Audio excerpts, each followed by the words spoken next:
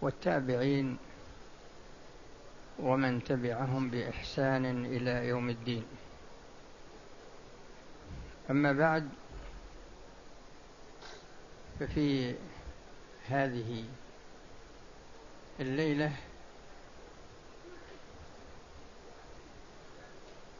سأدرس فيها درسين.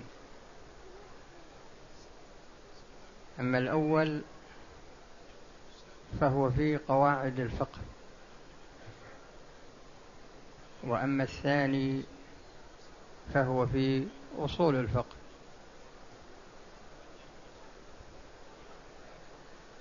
والتدريس في هذا المكان بالنسبة لي يكون مثل هذه الليلة وليلة الجمعة وليلة السبت، يعني 3 ليالي من كل أسبوع بعد العشاء. وهذان الدرسان هما درسا هذه الليلة. أما الليلة القادمة ففيها درسان أيضا، وليلة السبت فيها درسان أيضا. فالدرس الأول هو في قواعد الفقه، ولا أريد أن أضيع الوقت بكلام يتعلق بقواعد الفقه من الناحية التاريخية وسرد المؤلفات التي فيها وترتيب هذه المؤلفات وعلاقة بعضها ببعض. ففضلت أن نبدأ بالقواعد، وفي كل ليلة سأدرس 5 قواعد. وبالنسبة للأصول قد أدرس 5 مسائل أو أكثر أو أقل على حسب اختلاف مستوى المسائل من ناحية الكلام عليها طولا وقصرا. فنبدأ الآن بالقواعد الفقهية، وهذه القواعد هي قواعد ابن رجب. ومن أجل فائدة الجميع اعلموا أن لكل مذهب من المذاهب ال4 قواعده، وبالمقارنة بين هذه القواعد قواعد المذاهب ال4 منها ما هو متفق عليه بين المذاهب، ومنها ما هو خاص بالمذهب. والخاص بالمذهب هذا أيضا تارة يكون متفقا عليه في المذهب، وتارة يكون مختلفا فيه. وإذا أردت أن تميز بين القاعدة المتفق عليها والقاعدة المختلف فيها، فإن المنهج الذي جرى عليه علماء قواعد الفقه أن القاعدة إذا كانت من القواعد المختلف فيها فإنهم يصدرونها بأداة استفهام، أو يكون الاستفهام في نهايتها. هذه هي العلامة التي تميز بها هذه القاعدة المختلف فيها والقاعدة المتفق عليها. هذا من جهة. ومن جهة ثانية كل قاعدة اختلف فيها من قواعد الفقه فهذا الاختلاف في القاعدة هو سبب للاختلاف في فروعها. كل قاعدة فقهية اختلف فيها فإن الخلاف فيها سبب للخلاف في جميع الفروع المتفرعة عنها. وهذا عام في جميع القواعد المختلف فيها على مستوى المذاهب أو القواعد المختلف فيها على حسب المذهب الواحد.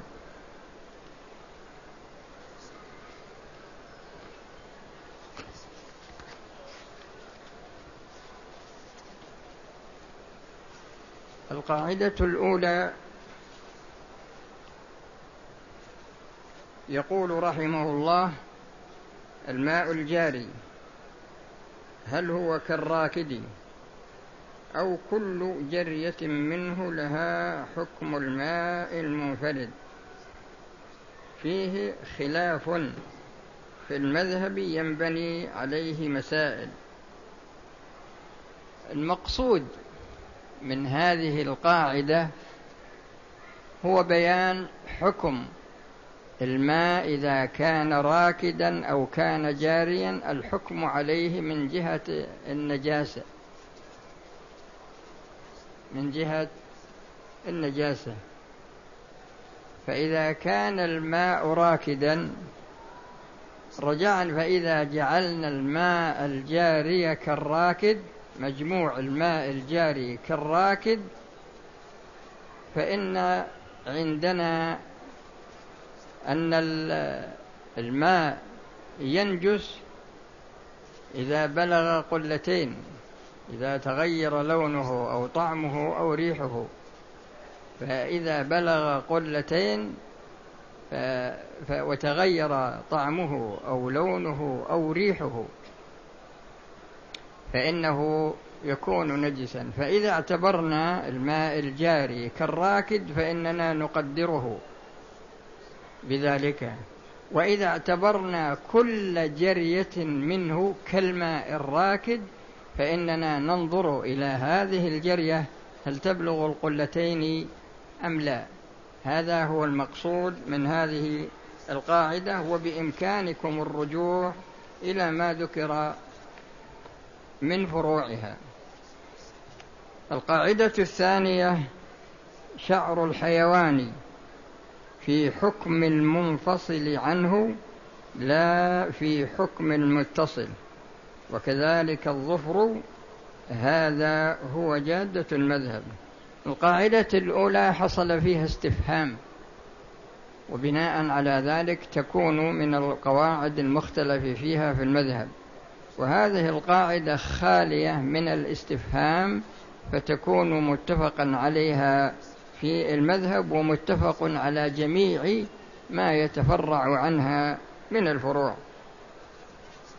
والمقصود منها أن الحيوان عندما يكون مباح الأكل ويموت، فهل يكون اتخاذ شعره حراما أم لا؟ هذه القاعدة تقرر أن له حكم المنفصل لا حكم المتصل، لأن حديث ما أبين من حي فهو كميتته، وبناء على ذلك فإن الشعر على هذه الحال لا تحله النجاسة. القاعدة الثالثة: من وجبت عليه عبادة فأتى بما لو اقتصر على ما دونه لأجزأه، هل يوصف الكل بالوجوب أو قدر الإجزاء منه؟ هذه القاعدة تنقسم باعتبار فروعها إلى 3 أقسام.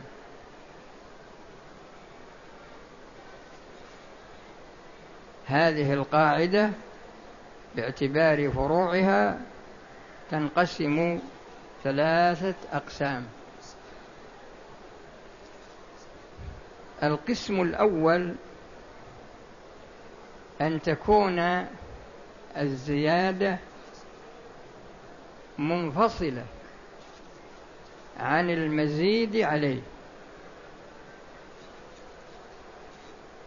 أن تكون الزيادة منفصلة عن المزيد عليه. وإذا كانت الزيادة منفصلة عن المزيد عليه فالمزيد عليه واجب، وهذه الزيادة لا تأخذ حكم الواجب. فكفارة اليمين إطعام 10 مساكين من التمر أو البر أو الأرز أو من قوت البلد، لكل مسكين 1.5 كيلو، يعني 15 كيلو. لكن عندما يخرج 30 أو 50 أو 60 كيلو، ف15 كيلو في البداية هذه ليس فيها كلام، واجبة ويثاب عليها ثواب الواجب وتبرأ ذمته. لكن الزيادة هذه هي لا تأخذ حكم الواجب من ناحية الثواب، ومن ناحية ما يلزمه لو حصل خلل في هذه الكفارة فإن هذه الزيادة لا تلزمه كما تلزمه الكفارة الأصلية، يعني كما تلزمه الكفارة الواجبة. هذا إذا كانت الزيادة منفصلة عن المزيد عليه تماما. القسم الثاني من فروع هذه، من أقسام هذه القاعدة باعتبار الفروع، أن تكون الزيادة ممتزجة مع المزيد عليه امتزاج يصعب أو يتعذر فصل الزيادة عن المزيد عليه، يتعذر فصل الزيادة عن المزيد عليه. فمن نذر أن يذبح كبشا عمره 6 أشهر ولكنه ذبح كبشا عمره 1 سنة، فهذه الزيادة ممتزجة بالمزيد عليه، لأنه لا يمكن أن تخلص لحم كبش عمره 6 أشهر من كبش عمره، يعني تطور هذا الكبش وبلغ مثلا 10 أشهر أو 12 شهر. هذه الزيادة إذا كانت ممتزجة فإنها تأخذ حكم المزيد عليه، تأخذ حكمه من ناحية التوزيع، لأنه لو نذر أن يذبح كبشا للفقراء وبعد ذلك ذبح كبشا عمره 10 أشهر أو 12 شهر يجب عليه أن يوزع الزيادة والمزيد عليه، لأن هذه الزيادة لا يمكن أن تنفصل عن المزيد عليه، وفروعها كثيرة. القسم الثالث أن تكون الزيادة متصلة بالمزيد عليه، مجرد اتصال، ليست منفصلة وليست ممتزجة، ولكنها متصلة. فالشخص عندما يركع الركوع لأي ركعة من ركعات الصلاة، الركعة الأولى أو الثانية أو الثالثة، الواجب عليه في الركوع الاطمئنان الفعلي، وأن يقول سبحان ربي العظيم مرة واحدة. لكنه إذا زاد في الركوع على الاطمئنان الواجب وزاد في التسبيح على التسبيح الواجب، فهل هذه الزيادة تأخذ حكم المزيد عليه من ناحية الإحكام إذا نظرنا إلى فروع هذه القاعدة وجدنا أن الرسول صلى الله عليه وسلم اعتبر هذه الزيادة تابعة للمزيد عليه من ناحية الحكم، فقال صلى الله عليه وسلم: إذا وجدتمونا ركوعا فاركعوا. والشخص والإمام قد يطيل الركوع ويسبح 10 تسبيحات أو يزيد على ذلك، فالرسول اعتبر الزيادة هذه في حكم المزيد عليه من ناحية إدراك الركعة.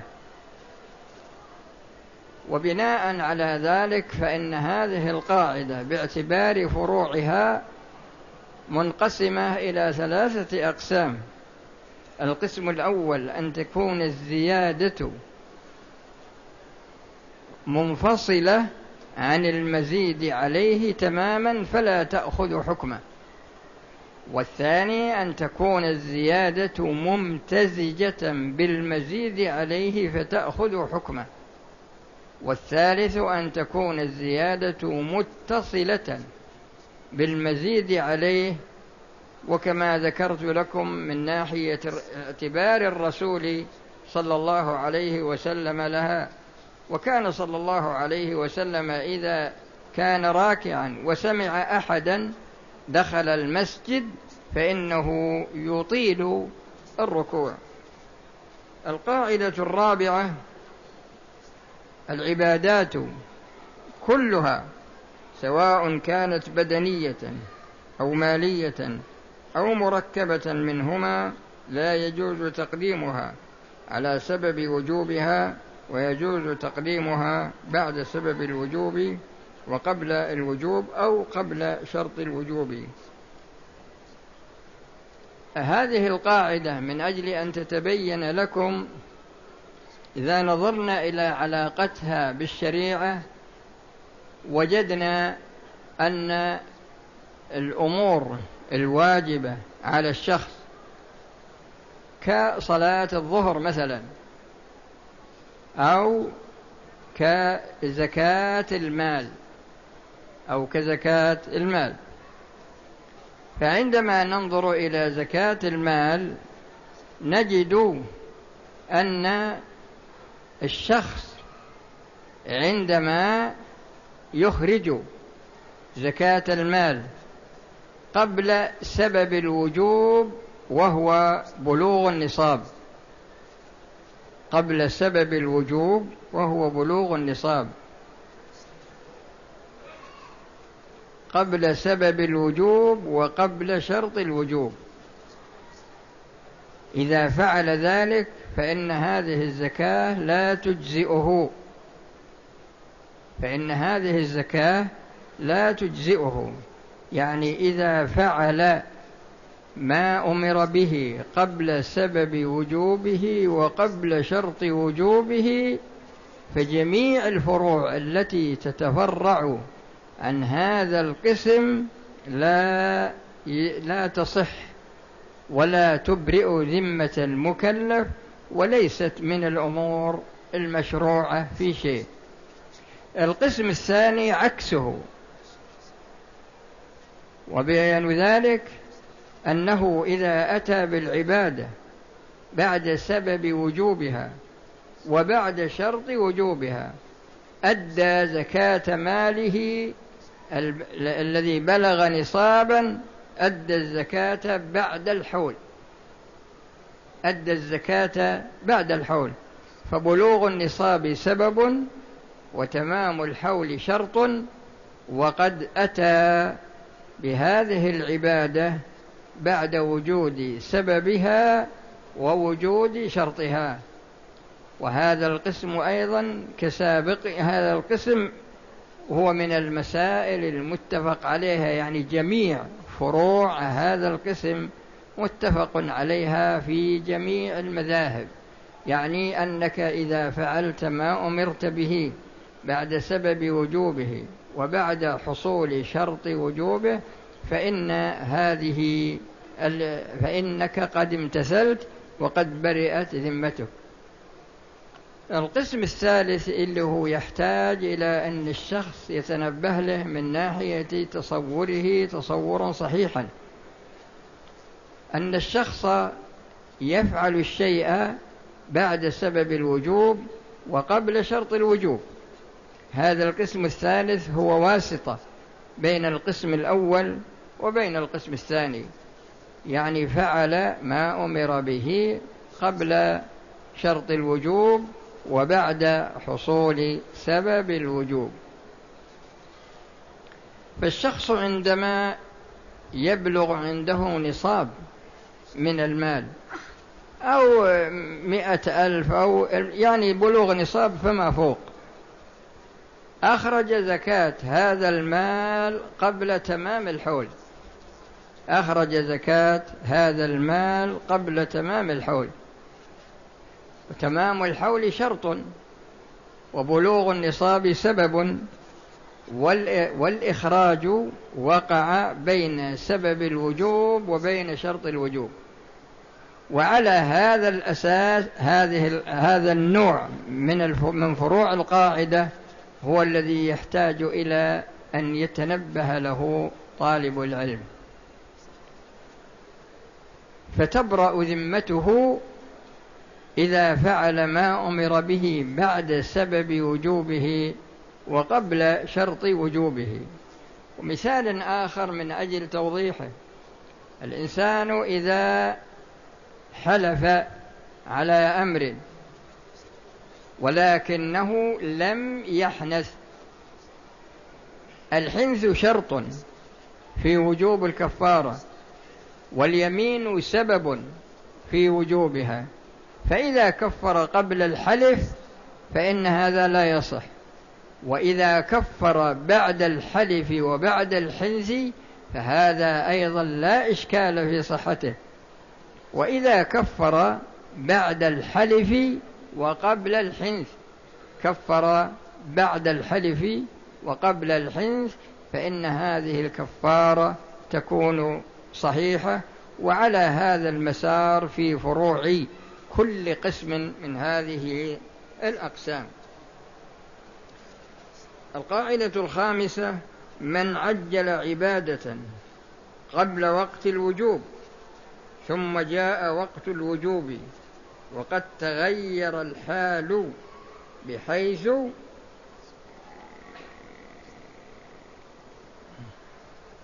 لو دفع المعجل في وقت الوجوب لم يجزئه، فهل تجزئه أم لا؟ هذا على قسمين: أحدهما أن يتبين الحال في نفس العبادة بأن يظهر وقت الوجوب أن الواجب غير المعجل، ولذلك صور منها إذا كفر بالصوم. في عندنا الآن هذه القاعدة باعتبار فروعها في الشريعة هي منقسمة إلى قسمين.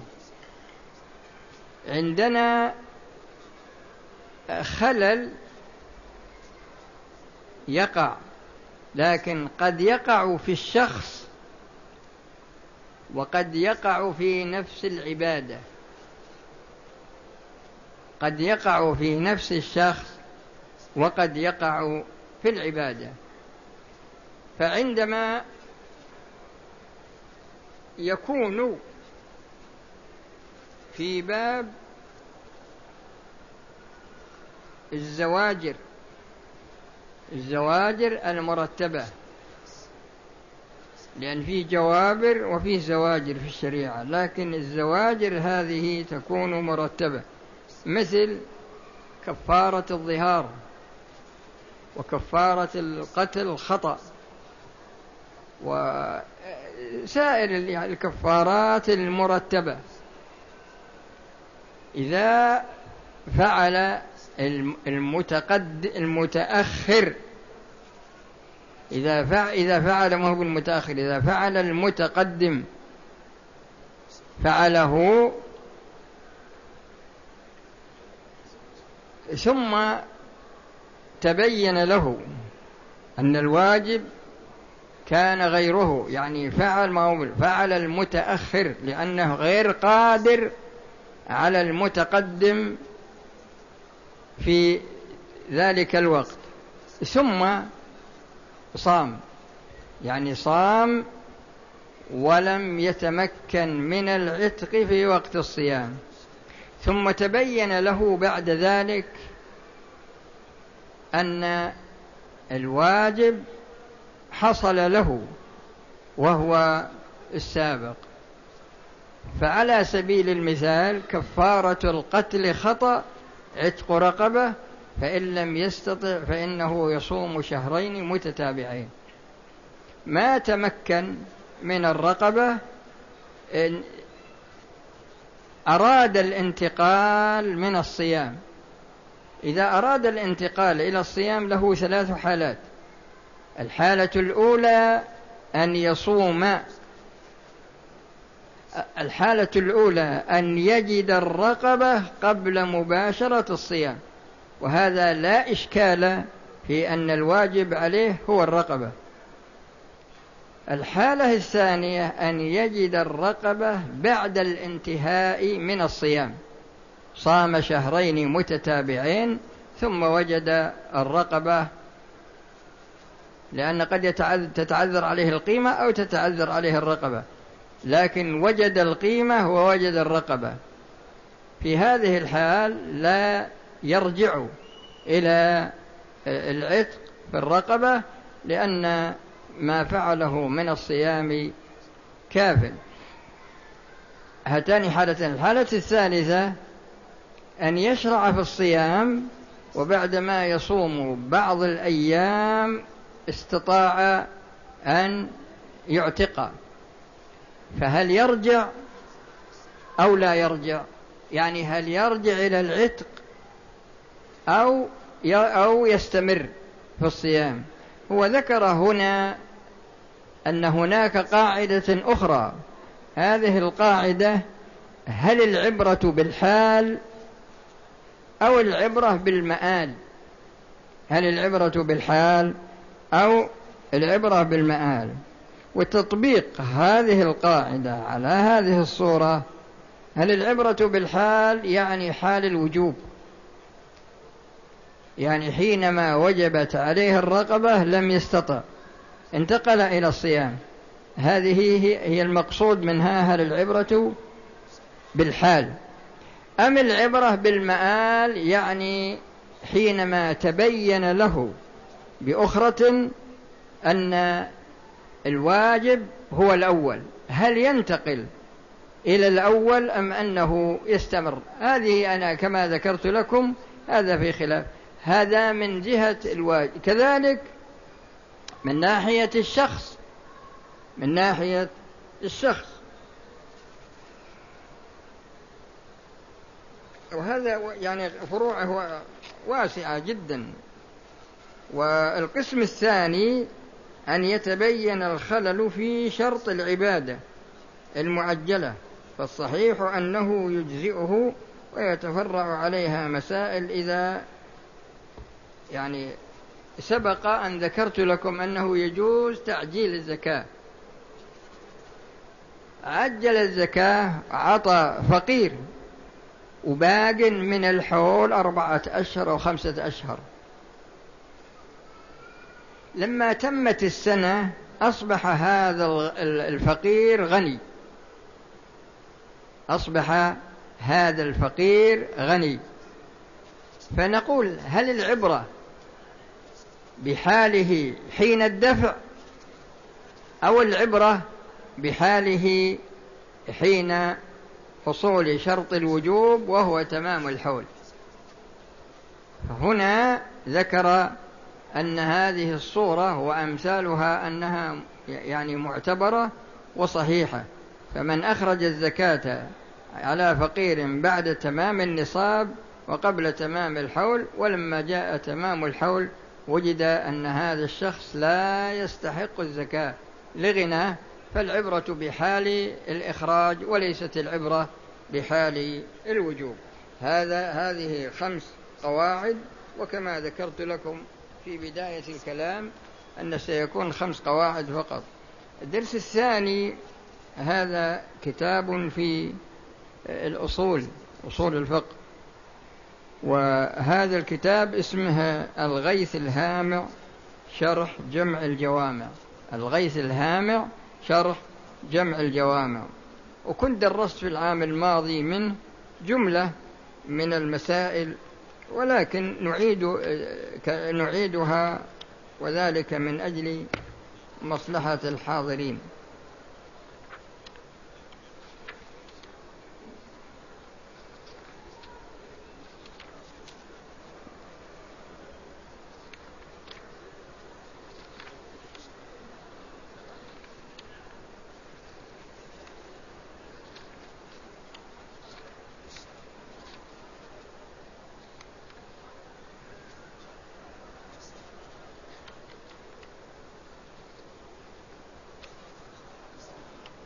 هذا المسألة الأولى، ما نحب نطيل عليكم في استطرادات وأشياء.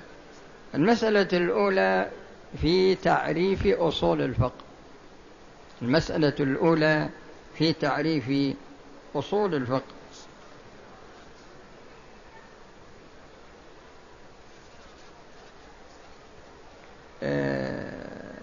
المقصود من تعريف أصول الفقه هنا هو تعريفه من جهة